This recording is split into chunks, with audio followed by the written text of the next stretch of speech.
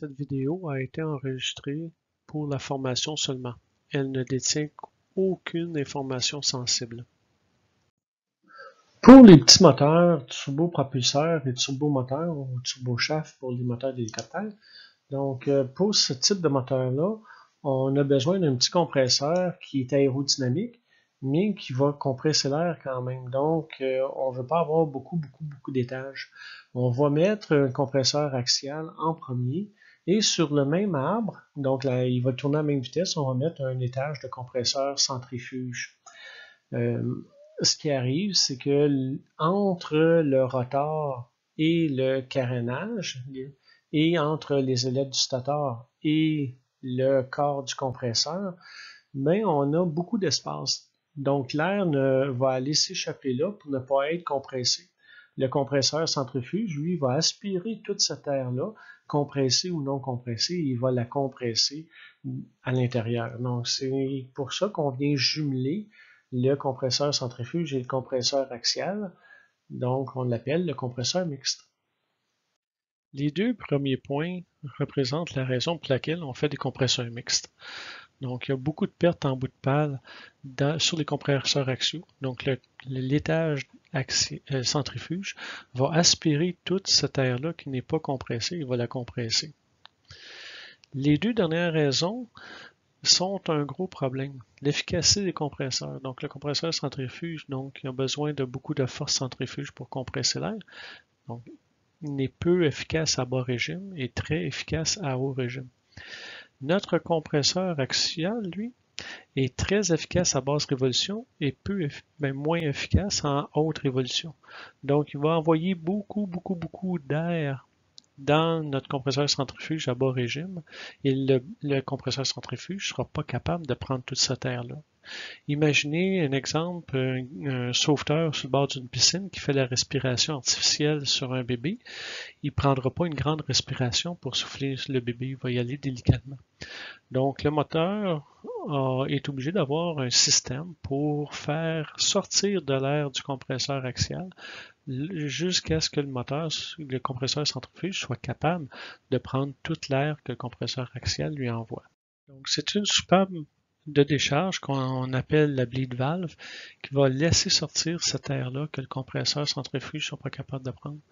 Donc, lors des essais, avant que le moteur s'en aille chez le client, la compagnie va faire des essais pour faire en sorte que notre soupape de décharge ferme au moment voulu dans la puissance du moteur. Lorsque cette soupape de décharge-là est entraînée ou contrôlée par un système informatique, on est capable, à cause de la vitesse de l'informatique, on est capable d'aller réduire les limites, les marges de manœuvre, donc la marge de sécurité. Lorsqu'elle est mécanique ou pneumatique, comme sur l'image ici, on est obligé d'avoir une marge de sécurité d'à peu près 10%. Tandis que sur un système électronique, on peut aller aux environs d'une marge de sécurité de 2%. Donc le moteur, juste avec le système électronique, a un gros gain de puissance et de performance. On voit ici l'installation d'une bleed off valve sur le compresseur. Donc on voit que la bleed off valve est entre le compresseur centrifuge qui se trouve au fond de la photo et le compresseur axial qui est au début de la photo à droite. Et on voit dans le schéma blanc une bleed off valve. Donc, le P3, la petite flèche bleue qui est à gauche de la photo en haut. Donc, le P3, c'est la pression d'air à la sortie du compresseur qui rentre dans un petit tuyau, passe à travers un orifice et va pressuriser une chambre en dessous de la ligne rouge.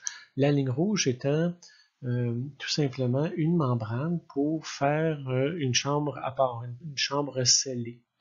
Et le piston qui se trouve vers le haut, on voit une petite flèche avec P2.5 dessus.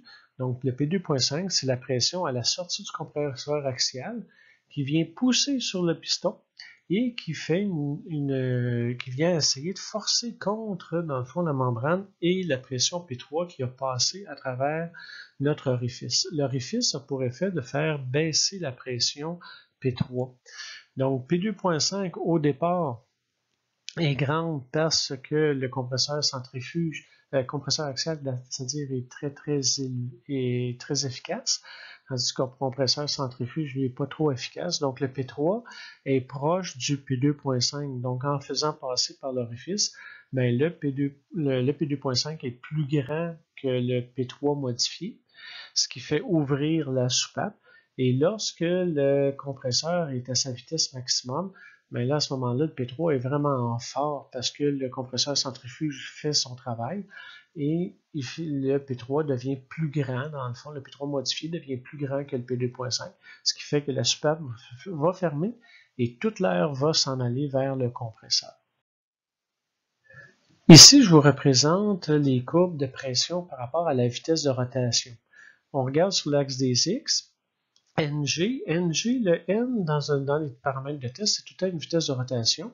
Et le G, c'est tout le temps la production des gaz pour faire faire tourner dans le fond la turbine du compresseur.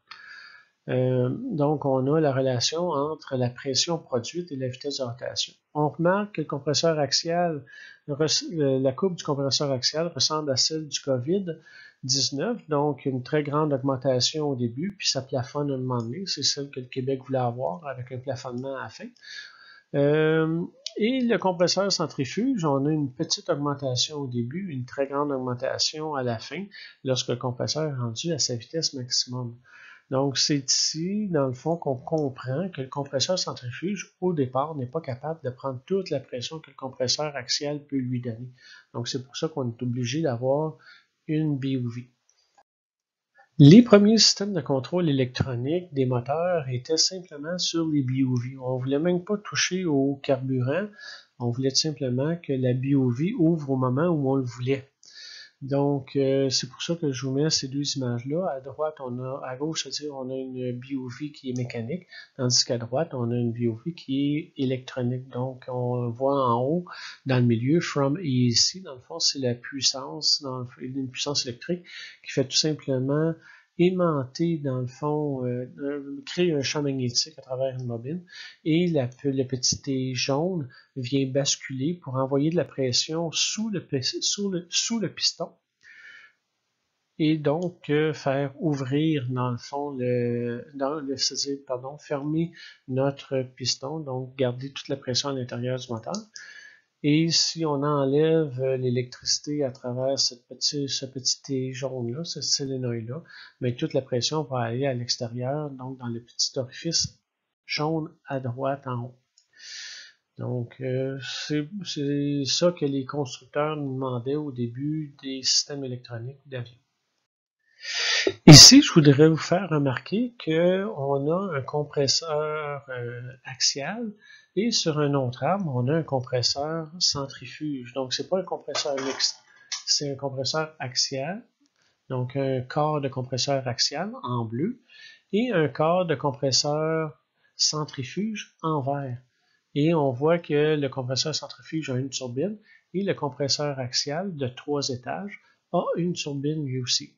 En bleu un peu plus pâle, à la fin, on a les turbines qui font tourner l'arme pour faire tourner l'hélice. Donc, on a le moteur ici d'un Q400, Dash 8 Q400 de De Havilland.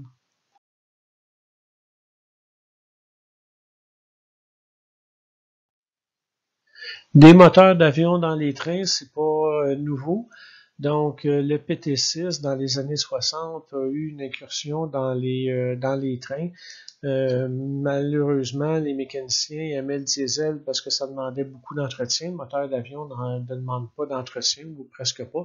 Donc, les mécaniciens de diesel, des locomotives, ont saboté un petit peu nos moteurs. Et Pratt est revenu avec Barack Obama au début de son règne. Un des mandats que Barack Obama voulait faire, c'est de réunir tous les États-Unis à travers un train haute vitesse. Et il avait choisi, dans le fond, un train bombardier avec des PW150. PW150, c'est les moteurs pour le Q400. Donc, on avait chez Pratt ou à Longueuil, on avait expérimenté, dans le fond, des moteurs d'avion accouplés à des génératrices pour faire l'électricité pour bouger un train. J'ai encerclé en rouge pour vous les trous qui permettent à l'air d'aller remplir les cavités de roulement et les cavités pour les servitudes du moteur. Donc sur le stator en haut, vous avez des trous tout autour du diamètre entre le compresseur axial et le compresseur centrifuge pour permettre à faire l'échappement de l'air lorsque le compresseur axial est trop élevé. Et vous avez au centre du rotor du compresseur axial, entre le compresseur axial et le compresseur centrifuge, des trous que la pression va pouvoir s'engouffrer à l'intérieur du compresseur et aller pressuriser le roulement numéro 1 afin de faire en sorte de sceller le roulement numéro 1 pour pas que l'huile se répande partout dans le moteur. N'oubliez pas qu'un compresseur qui tourne est un aspirateur. Donc ici, c'est peut-être exagéré, mais il faut comprendre que un compresseur qui tourne aspire autant des roches que une personne si la puissance du moteur est suffisante. Donc faites attention lorsque vous vous promenez en avant, toujours avoir un espace d'au moins 6 mètres entre le moteur, l'entrée d'air et vous. Cette vidéo a été enregistrée pour la formation seulement. Elle ne détient aucune information sensible.